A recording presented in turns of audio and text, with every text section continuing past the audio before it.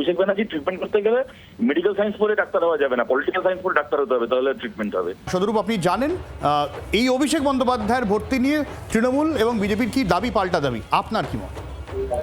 দেখুন, আমি তৃণমূলের দাবি বিজেপির দাবি বলতে পারবো না, তবে আমি আপনাদের চ্যানেলে বা বিভিন্ন চ্যানেলে যা দেখলাম, উনি যখন ঢুকছিলেন তখন একটা অশান্তি, একটা ঝামেলা ঝঞ্ঝাট হয়েছিল। তারপরে বাড়িতে ঢোকার পরে দিব্যি ওখানে প্রেস কনফারেন্স করলেন, সমস্ত মিডিয়াকে অত বাইট দিলেন যে এই হয়েছে, হ্যান হয়েছে, ত্যান হয়েছে, আমি এখন আমার এই কর্মীর বাবা মাকে ছেড়ে নড়বো না, সবকিছু করবো না। উনি একটা বারের জন্য উনি দাবি করলেন না যে উনি আহত। ডিম ছেড়ে হয়েছে দেখেছি, জামায় ডিমের দাগ দেখলাম, কিন্তু কোথাও মাথা ফাটেনি, কোথাও কিছু হয়নি। উনি একটা বারের জন্য উনি নিজেও দাবি করেননি যে উনি আহত, তাও বেরোনোর সময় দিব্যি বেরিয়ে চলে এলেন। এখন বলছেন নাকি অসুস্থ, হাসপাতালে ভর্তি হতে হবে।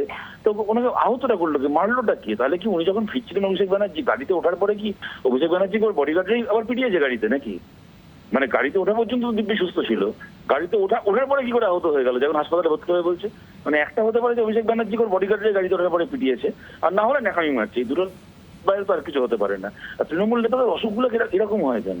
যখন এরা জেলে থাকে, এদের আগের নেতাগুলোকে দেখতাম, এই শোভন চ্যাটার্জি, পার্থ চ্যাটার্জি, মদন মিত্র, যখন জেলে থাকে তখন এত অসুস্থ, এই মরে যায় কি সেই মরে যায়। আর জেল থেকে বেরোনোর পরে আবার দিব্যি নাচছে, গাইছে, ভোটের প্রচার করছে, হ্যাঁ, ফেসবুক লাইভ করছে, সব করছে। এখন এই ভাইপোকেও তাই করতে দেখছি। শুধু দেখো, এই সমস্ত সস্তা নাকামি আমাদের অনেক দেখা আছে, এগুলোকে আমরা গুরুত্ব দেওয়ার প্রয়োজন মনে করছি না। ও যা পারে করেছে, করুক সেটা। না, কিন্তু সদরূপ কেন মনে হয়? কারণ মমতা বন্দ্যোপাধ্যায় নিজে অভিযোগ করছেন যে কোনো হাসপাতাল চিকিৎসা ঠিকমতো করছে না, না অ্যাপোলো, বেলভিউ নিয়ে যাওয়া হলো, সেখানে একই অবস্থা। মমতা বন্দ্যোপাধ্যায় কি বলছেন কি না বলছেন না, আপনাদের মনে থাকবে আরজি করের সময় থানার ওই টালা থানার ওই ওসি এরকম ভাবে ভর্তি হওয়ার জন্য হাসপাতাল খুঁজছিল, এক হাসপাতাল থেকে এক হাসপাতাল ছুটছিল গ্রেপ্তারি এড়ানোর জন্য।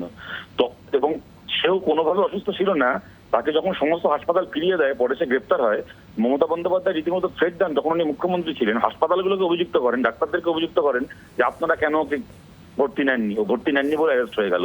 সুতরাং এদের এই ধরনের মানে অভিষেক ব্যানার্জিদের এই ট্রিটমেন্ট না, হাসপাতাল কি করে ভর্তি নেবে বলুন তো?